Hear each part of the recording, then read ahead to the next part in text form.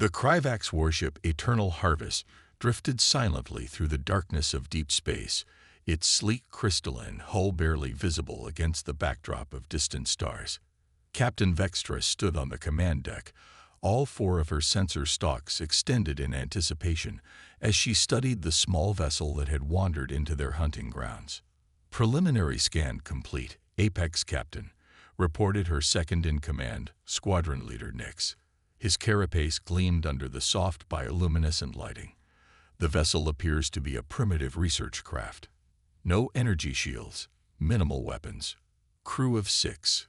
They're using chemical rockets for propulsion. A sound like grinding crystals emerged from his throat, the Kryvax equivalent of dismissive laughter. Vextra's mandibles clicked thoughtfully. Their regular slave markets were becoming saturated with the usual stock. Perhaps these primitives would fetch a premium simply for their novelty. Classification of species. Unknown. Apex Captain. Bipedal, endoskeletal, with peculiar external coverings. They call themselves humans. Nick spat the unfamiliar word like it left a bad taste. Prepare the capture teams. Standard protocol. Disable their engines. Breach the hull. And subdue any resistance. Though I doubt these primitives will put up much of a fight. Vextra's order was met with eager clicks and whistles from her bridge crew. Inside the research vessel Galileo, Commander Maya Santos allowed herself a small smile as she watched the alien warships approach through the viewscreen. The primitive chemical rockets were actually carefully disguised ion engines. The minimal weapons were state-of-the-art railguns and plasma projectors, currently powered down and hidden beneath false hull plating. And her research team consisted of 5 of the most lethal special operations soldiers humanity had ever produced. They're taking the bait, she subvocalized, the quantum communicator implanted in her jaw transmitting to her team. Everyone clear on their roles. 4 acknowledgement clicks came through her neural link. They'd spent months preparing for this mission after intelligence discovered the Kryvax slave routes crossing near human space. The accidental encounter with their ship was about to give humanity unprecedented access to their technology and operations. Lieutenant Raj Kumar, their tech specialist, was already suited up in the airlock, his powered armor disguised as a bulky environmental suit. Multiple boarding craft launching from the hostile vessel, he reported. Impact in 30 seconds. Remember, Santos broadcast to her team, we're helpless researchers. Let them take us aboard. No resistance until we're in position. She allowed a predatory grin to cross her face. Then we'll show them just how primitive humanity really is. The first impacts rocked the ship as Kryvax boarding pods punctured the outer hull. Acrid smoke filled the corridors, all carefully staged. Santos and her team stumbled and coughed convincingly as armored Kryvax warriors poured into their vessel. The aliens were impressive up close, nearly 3 meters tall, with crystalline reinforced exoskeletons and multiple limbs bristling with advanced weaponry.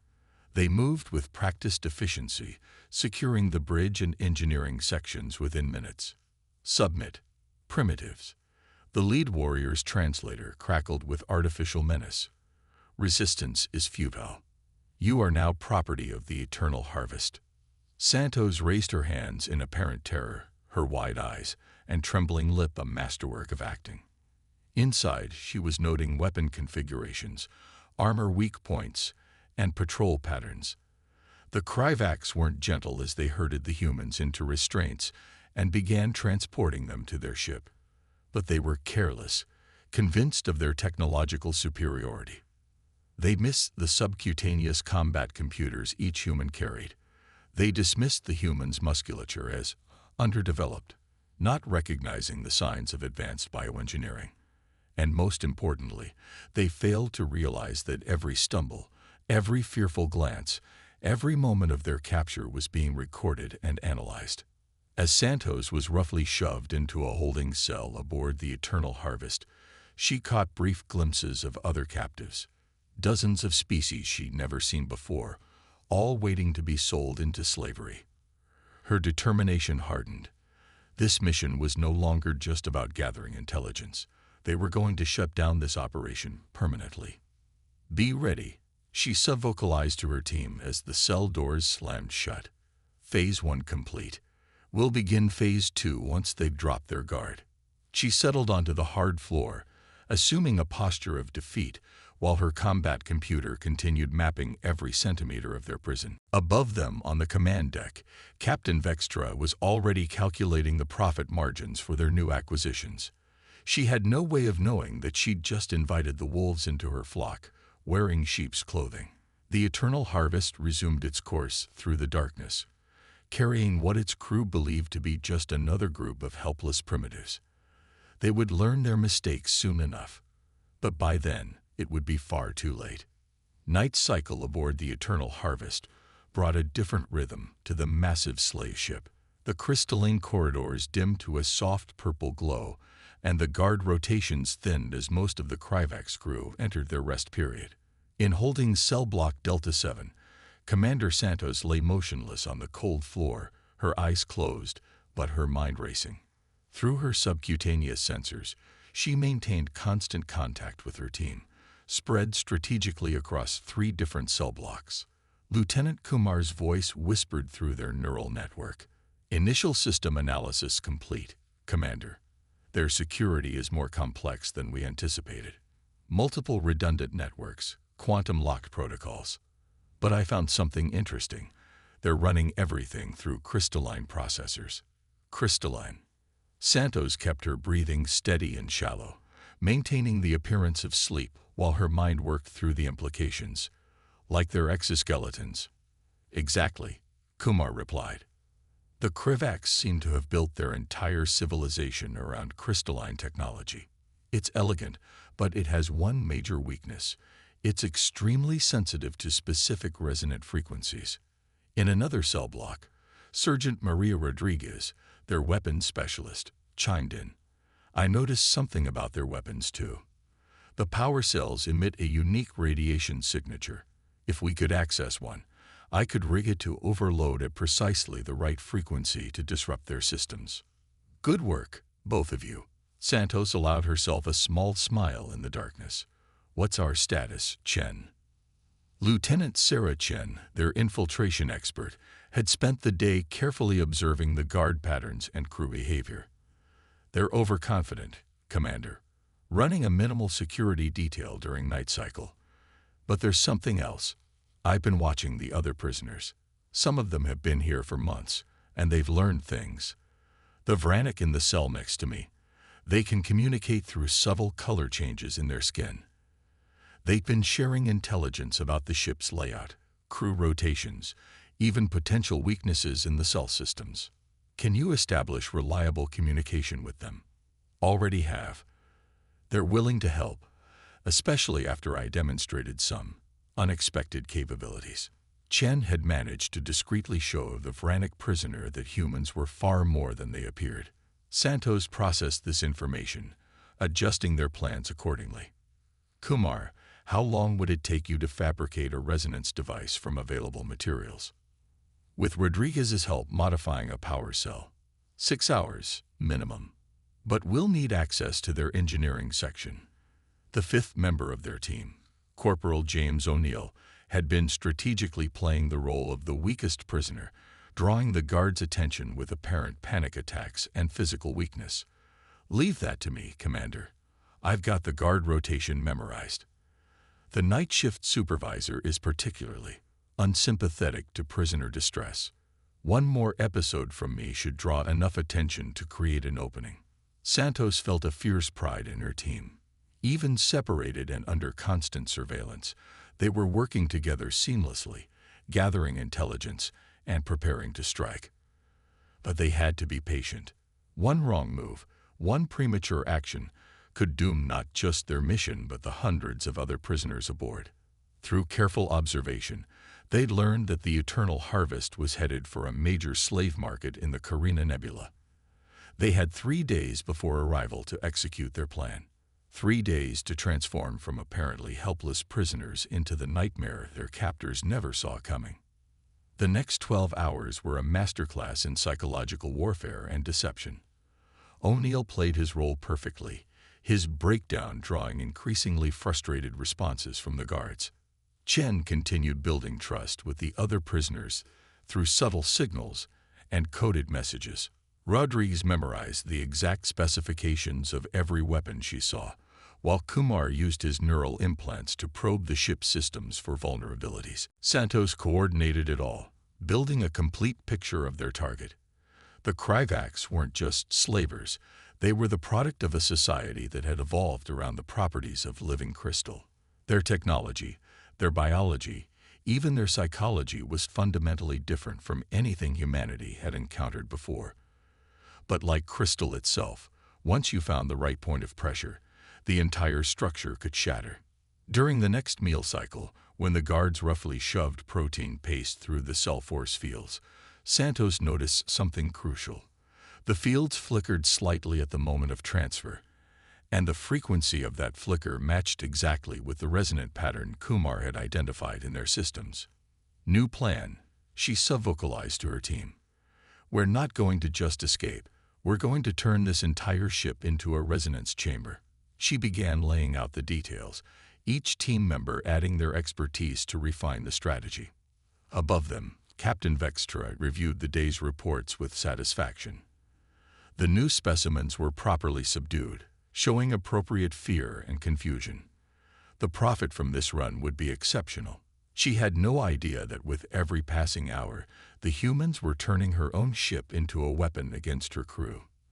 As the second night cycle approached, Santos allowed herself to actually sleep for a few hours. Tomorrow would require perfect timing and execution. But as she drifted off, she smiled again, knowing that the Kryvacs were about to learn a harsh lesson about underestimating primitive species. The crystals sang in the walls of the eternal harvest, their harmonics a constant reminder of the Kryvacs' technological superiority. Soon, those same crystals would sing a very different tune, a symphony of liberation orchestrated by the very prisoners they thought they had conquered.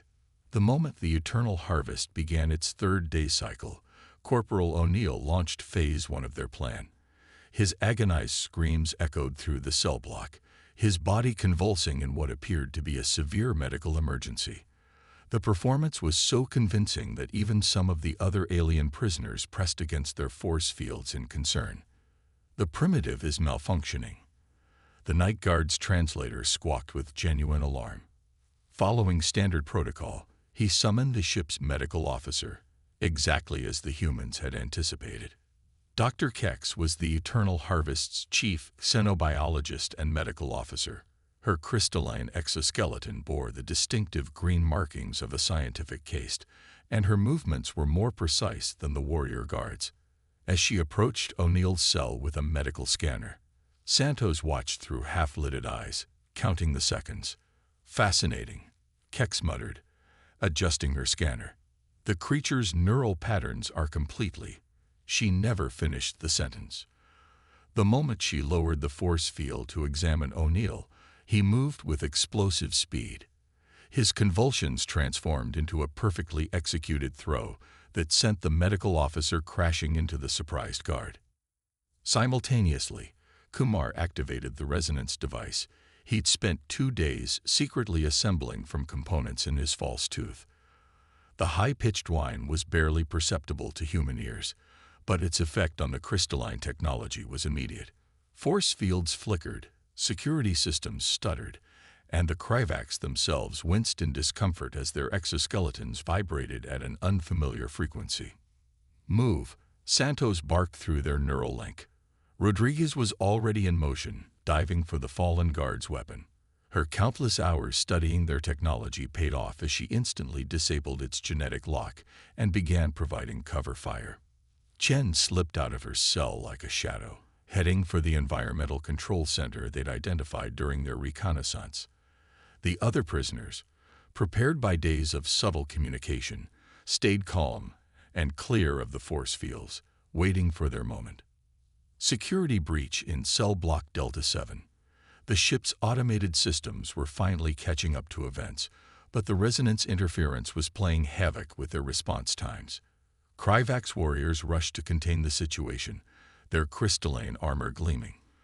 only to find themselves facing opponents who had spent days studying their every weakness.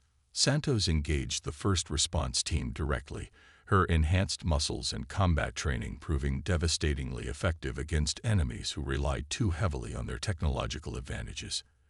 Every strike targeted the stress points in their crystalline armor that Kumar had identified, shattering their supposedly impenetrable protection. Engineering section secured. Chen's voice came through crisp and clear. Implementing override protocols now. The ship's environmental systems began cycling rapidly, creating harmonic waves that amplified Kumar's resonance device. Throughout the vessel, crystal-based technology began to fail in cascading patterns. Captain Vextra's voice boomed through the ship's communication systems, a mix of rage and disbelief in her translated words. "How dare you? You primitive vermin think you can." Her transmission cut off as Rodriguez used the captured weapon to blast through the bridge's security doors. The other prisoners, seeing their opportunity, began their own coordinated actions. The Vranik used their color-changing abilities to disorient Krivak's guards. A species of silicon-based beings that Chen had befriended began absorbing and redirecting the energy from weapon blasts. What had seemed like a disorganized collection of victims transformed into a coordinated resistance. "Commander," Kumar called out as he worked at a security terminal, his neural implants interfacing with the alien technology. "I've accessed their central database. You need to see this." Santos dispatched another guard with a precisely aimed strike and made her way to Kumar's position. The data streaming across the screen confirmed their worst fears. The Krivak's slaving operation was far larger than intelligence had suggested. The Eternal Harvest was just one ship in a vast fleet. "Download everything," she ordered, ducking under a stray energy blast. "And find me a path to the bridge. It's time to have a word with Captain Vextra." The battle for the Eternal Harvest raged through its crystalline corridors, but the outcome was never really in doubt. The Krivaks had become so dependent on their advanced technology that they have forgotten a fundamental truth. True strength comes from adaptation, innovation, and the will to resist. Their human prisoners had spent every moment of their captivity preparing for this fight, while their captors had spent it growing more complacent. As Santos led her team toward the bridge, the ship's crystal structure humming with destructive resonance, she allowed herself a grim smile. The Krivaks were about to learn that humanity's greatest weapon wasn't their technology or even their physical capabilities. It was their absolute refusal to accept defeat, their ability to turn any situation to their advantage, and their willingness to help others fight back against their oppressors. The bridge doors loomed ahead, their crystalline surface already showing stress fractures from the resonance waves. Behind them waited the answers they needed to shut down the entire slaving operation. But first, they had an important lesson to deliver about the true meaning of primitive. The Bridge of the Eternal Harvest was a cathedral of crystal and light, its sweeping architecture designed to showcase Krivak's superiority. Now, as Santos and her team breached the final security barrier, that same crystalline beauty was becoming a liability. Stress fractures spider-webbed across the walls, catching and refracting the emergency lighting in chaotic patterns. Captain Vextra stood at the center of her command platform, her 4 sensor stalks fully extended in battle position. Around her, the bridge crew worked frantically to counteract the cascading system's failures while security forces formed a protective barrier. "I must admit," Vextra's translator crackled, "you've managed to surprise me. But surely you understand the futility of your position. This is one ship in a fleet of thousands. Even if you succeed here, you cannot hope to shut down security grid node 7. Santos interrupted calmly. Kumar, interfacing with a captured control panel, executed the command. Another section of defensive systems crashed. "And yes, Captain, we know exactly how large your operation is. That's why we're here."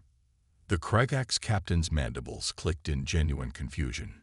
"You intended to be captured?" "Of course." Santos stepped forward, her team moving with practiced precision to secure the bridge. Rodriguez had reconfigured the captured Krivak's weapons to emit targeted resonance pulses, turning them from simple energy projectors into crystalline structure disruptors. We needed access to your full database, your communication protocols, your fleet movements. The best way to do that was to let you bring us right to the heart of your operation. Understanding dawned in Vextra's compound eyes. The research vessel, the primitive technology, all carefully staged. Santos allowed herself a small smile. Though I have to thank you for being so predictable. Your species' obsession with crystalline technology made your weaknesses easy to identify. The real question is, how many other species have you dismissed as primitive, only to find out too late that you were wrong? As if in answer, alarms blared throughout the ship. Chen's voice came through the neural link. Commander, the other prisoners have fully secured the lower decks. The Vranic have accessed the secondary command systems, and the silicon-based beings have completely taken control of the power distribution network. Impossible. Vextra's translator couldn't fully convey the mix of rage and fear in her harmonic speech. They are cargo, nothing more. They were people, Santos corrected, her voice hard. People with their own strengths, their own intelligence, their own desire for freedom. You just never bothered to look past your own assumptions of superiority. Kumar called out from his position at the main console. Download complete, Commander. I have everything. Fleet movements, trade routes, market locations, buyer networks, and something else. He paused, his eyes widening as he processed the data. They've been doing this for centuries, systematically targeting species they consider primitive. But they've been recording everything, documenting every species' capabilities, inadvertently creating a database of potential allies. Santos nodded. This was even better than they'd hoped. Send the burst transmission to command. All channels, full encryption.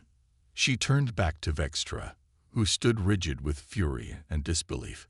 Your empire of crystalline perfection is about to shatter, Captain.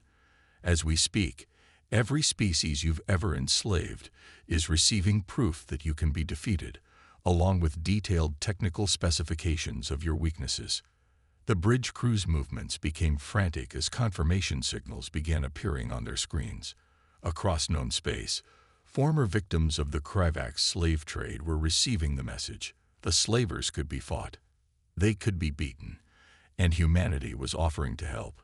You're insane, Vextra whispered. This will destabilize half the galaxy. Trade routes that have existed for millennia will collapse. Entire economies will fail. Good. Santos' voice was implacable. Any economy built on slavery deserves to fail. But we're not just here to destroy, Captain. Humanity is offering something else.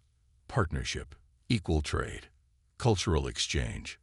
Real alliances, not built on domination, but on mutual respect and cooperation. O'Neill's voice came through the neural link. Commander, we're receiving responses. Lots of responses. Other slave ships are reporting uprisings. Trading posts are going dark. And diplomatic signals. At least 7 species are already requesting formal contact with Earth. Santos allowed herself a full smile then, watching the reality of their situation sink in for the Kryvax captain. You see, there's something your species never understood about primitive societies. They survive because they're adaptable. They thrive because they learn to work together. And when you gather them all in one place, give them a common enemy, and show them it's possible to fight back. She gestured at the chaos unfolding on the bridge screens. Well, you're seeing the results. The crystalline walls of the eternal harvest continue to sing with resonant frequencies, a symphony of liberation spreading across the stars. In the space of a few hours, humanity had not only freed themselves, but had sparked a revolution that would reshape galactic society. And they had done it not through superior technology or overwhelming force, but through the very qualities the Kryvax had dismissed: adaptability, cooperation, and the unshakable conviction that every sentient being deserved to be free. 6 months after the fall of the eternal harvest, Commander Maya Santos stood before the newly formed Galactic Coalition Council. The chamber, located in a neutral space station orbiting a binary star system, represented something unprecedented. A true alliance of formerly subjugated species, united not by force but by choice. The crystalline architecture of the chamber, once a symbol of Krivak's dominance, had been repurposed and integrated with the technologies of a dozen different species. It served as a powerful reminder of how quickly things had changed. Where there had once been slavery, there was now cooperation. Where there had been exploitation, there was now mutual benefit. The Liberation Fleet reports another successful operation in the Carina sector, Santos announced to the assembled representatives. The last major Krivak slave transport has been freed, and its captives are being returned to their homeworlds. More importantly, 3 new species have petitioned to join the coalition. Next to her, a Vranic delegate's skin rippled with colors of approval. The former prisoners from the Eternal Harvest had become some of humanity's strongest allies, their natural abilities proving invaluable in coordinating the widespread rebellion that followed their liberation. And the Krivak's response. Asked a silicon-based being that Santos recognized as one who had helped them take the ship. Their crystalline form now housed technology that combined their natural abilities with advanced human computing systems, a perfect symbol of the new era of cooperation. Fragmenting, Lieutenant Kumar reported, stepping forward. His neural implants now interfaced seamlessly with the Council's hybrid communications network. Without their slave trade infrastructure, their economy is collapsing. Different factions are already reaching out, seeking accommodation with the coalition. Some are even offering to share their crystalline technology freely, in exchange for protection from their former rivals. The council chamber hummed with discussion. The fall of the Krivak's empire had created opportunities, but also challenges. Entire sectors of space were reorganizing themselves, forming new trade routes and alliances. The power vacuum could have led to chaos. Instead, thanks to the groundwork laid during the Eternal Harvest operation, it had led to something revolutionary. We should remember, Santos continued, that our success came not from superior firepower or advanced technology, but from understanding a fundamental truth. Diversity is strength. Every species here brings unique capabilities, unique perspectives. The Krivaks failed because they saw differences as weaknesses to be exploited. We're succeeding because we see them as strengths to be celebrated. The chamber's displays showed the extent of their progress. Hundreds of liberated ships, thousands of freed slaves, dozens of new trade agreements and cultural exchange programs. Intelligence reports confirmed that the very concept of slavery was becoming anathema in civilized space, replaced by partnerships and mutual aid agreements. Sergeant Rodriguez, now heading the coalition's unified defense force, added her report. The integration of different species' combat techniques and technologies has created something entirely new. Our joint fleet combines Vranic stealth capabilities, silicon being energy manipulation, human tactical innovations, and even reformed Krivak's crystal tech. No single power can threaten us because we're stronger together than any of us were alone. As the council session continued, Santos reflected on how far they'd come from those tense days aboard the Eternal Harvest. What had started as a covert operation to gather intelligence had sparked a fundamental transformation of galactic society. The humans' greatest victory hadn't been defeating the Krivaks. It had been showing countless species that cooperation was more powerful than conquest. Lieutenant Chen, who had become the coalition's chief of diplomatic relations, summarized it perfectly in her closing remarks. The Krivaks call us primitives because they could only measure advancement in terms of technological superiority. They never understood that true civilization isn't about who has the most powerful weapons or the most advanced technology. It's about who can build the strongest bonds, forge the most meaningful alliances, and create something greater than themselves. As the session ended, Santos watched the various representatives mingling freely, former slaves and former slavers, silicon beings, and organic life forms, all working together to build something new. Earth had taken its place in the galactic community not as conquerors or victims, but as catalysts for change. The stars visible through the council chamber's viewport seemed brighter somehow, as if reflecting the promise of this new age. Humanity had proved itself not by dominating others, but by helping them break free from domination. In doing so, they had transformed from an isolated species on the galactic fringe into the architects of a new kind of civilization, one built on respect, cooperation, and the unshakable belief that every being deserved to be free. The eternal harvest still orbited the council station, preserved as a museum and memorial. Its crystalline halls, once corridors of captivity, now echoed with the voices of students and diplomats from across the galaxy, learning the lesson that had changed everything. True strength lies not in subjugating the primitive, but in recognizing that no one is truly primitive at all.